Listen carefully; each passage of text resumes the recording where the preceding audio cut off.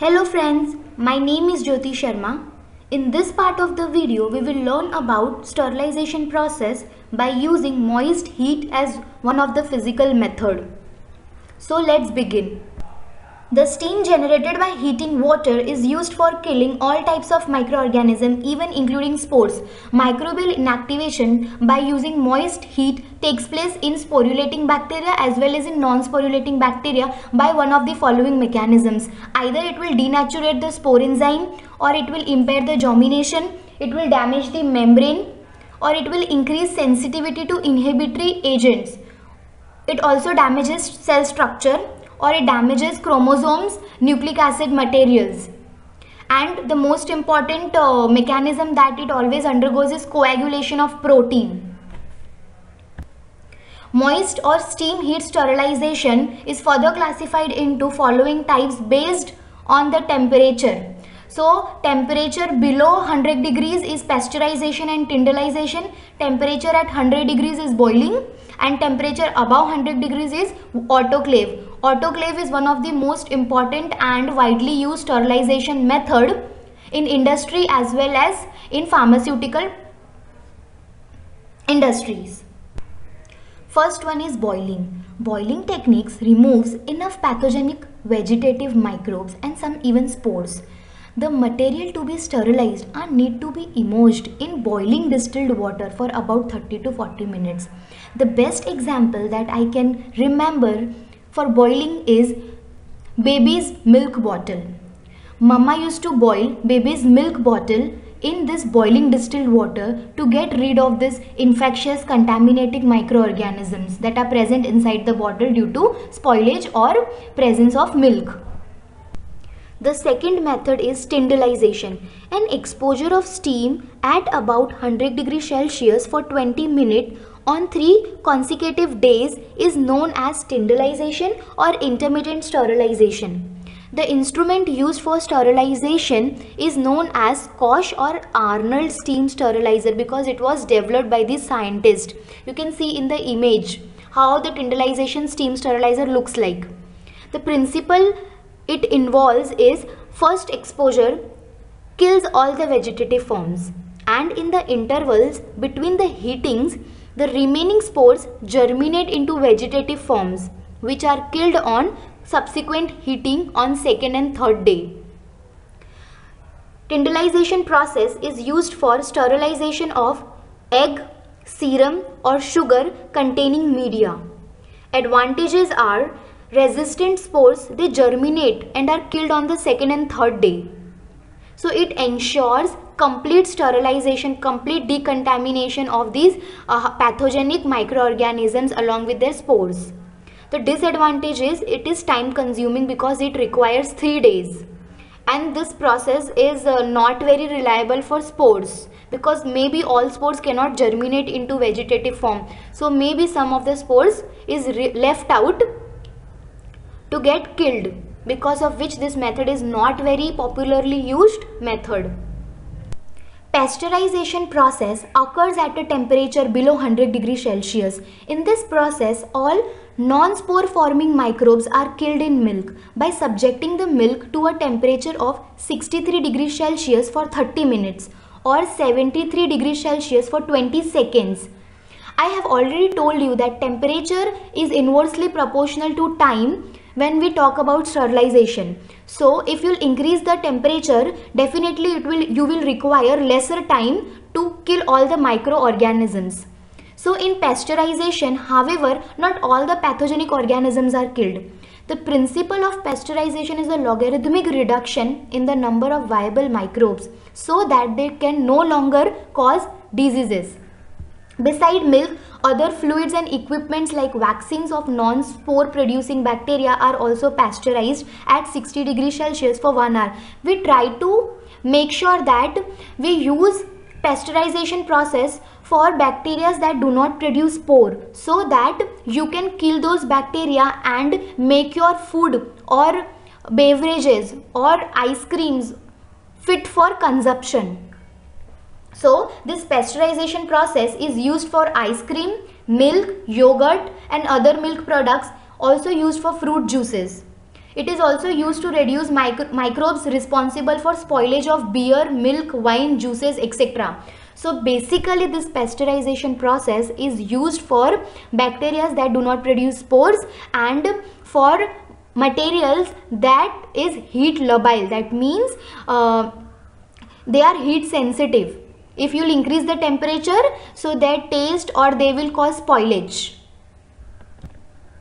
Here comes the fourth and the most important method, autoclave. It operates at temperature above 100 degrees Celsius. So steam, after boiling water, water is converted into steam, which has better killing power than dry heat. Bacteria are more susceptible to moist heat, as moist heat has higher penetrative power as compared to dry heat. So this autoclave or steam under pressure targets both type of microorganisms like vegetative and spores. Let's see the components of autoclave. Autoclave consists of vertical or horizontal cylinder of made up of gunmetal or stainless steel. Lid is fastened by screw clamps and rendered airtight by an asbestos washer. Lid bears a discharge tap for air and steam, a pressure gauge and a safety valve. Holding period for autoclave is 121 degrees Celsius for 15 minutes at 15 lbs or pressure per square inch. This is the unit of measuring pressure. So the required temperature and time for autoclave is shown in this table. So you can use 121 degrees Celsius for 15 minutes or 126 degrees Celsius for 10 minutes or 134 degrees Celsius for 3 minutes. This temperature will be dependent on the type of material that you are keeping in the autoclave for getting sterilized. In this slide you can see on the right hand side autoclave. So autoclave consists of cylindrical chamber which is made up of stainless steel. The cylindrical shape helps it to withstand high pressure. That is why you will see the most common shape that autoclave have is cylindrical. On top of that it has lid. That lid is covered with gasket, rubber gasket, which will ensure airtight so that none of the steam can escape from this autoclave. And the black sides that you see, it is surrounded, it is a clamps. So when you will screw clamps, so you have to loosen the screw and you have to open this lid. Inside you can see there is one heating element present. That heating element will boil the water and convert it into steam, and this pressure gauge will maintain the pressure of the steam around 15 psi or lbs based on the unit that is present on that pressure gauge. And then you have one safety valve. The use of this safety valve is to remove excess steam that has been produced in the autoclave and which increases the pressure. So as the name suggests, it's a safety valve, so you have to open that and excess pressure will be released. Till now we have seen the construction of the autoclave. Now we will see the working of the autoclave. In the first step, water is added on the bottom of the autoclave and articles to be sterilized are placed in a perforated shelf. The lid is closed, discharge tap is opened and safety valve is adjusted to the required pressure. When the air bubbles stop emitting from the discharge tap, it indicates that all the air from inside the autoclave has been removed. At this stage, the discharge tap is closed.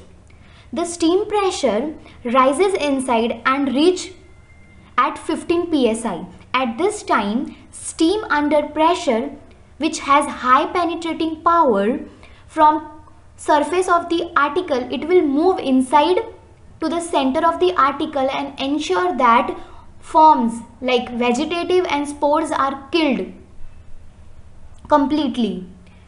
And once this mechanism is achieved, from that point the holding time is counted. When the holding time is over, the heating is stopped and autoclave is allowed to cool till pressure gauge indicates that inside pressure has reached to the atmospheric pressure. The discharge tap is opened slowly and air is now allowed to remove from the autoclave. The lid is opened and the sterile articles are removed. Till now we have seen the construction and working of autoclave. Now we will see what precautionary measures the technician should take before using the autoclave. So the first one is all the air must be removed from the autoclave chamber, because the admixture of air with steam results in low temperature being achieved. Air hinders penetration of steam. The air being denser forms a cooler layer in the lower part of the autoclave, because of which this air does not allow the steam to deeply penetrate inside the material and destroy both forms of the cell, that is vegetative and spore. That is why we have to open the discharge tap at the beginning and remove all the air that is present in the autoclave. The second one is materials used be arranged in such a manner that it ensures free circulation of the material inside the chamber. So in the tray, all the material should be spatially arranged so that the steam under pressure reaches all the object and penetrates deep inside the object to ensure the decontamination or sterility of the product.